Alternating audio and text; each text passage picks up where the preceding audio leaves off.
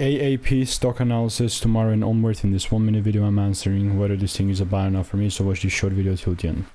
Advanced auto parts sitting at $51.25. The way that I'm looking at this thing is I genuinely want to take it even higher, but how I'll do this is I want to see a double break in order for me to be bullish, and this thing just keeps going lower and lower, you know. I'm aware that previously, yeah, we started seeing breaks, but it was not even fast after it that we started seeing even breaks sort of towards the downside. So what I'm going to do is just mark out these lows.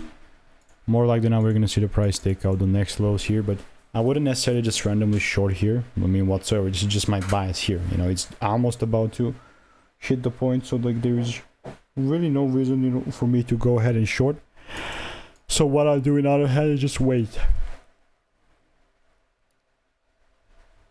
That way there's like really no risk on the line, because it's not the risk that I'm willing to take here, honestly. So if you want to learn the strategy for free, check the first link in the description. All reviews are 5 stars. See you in the next one.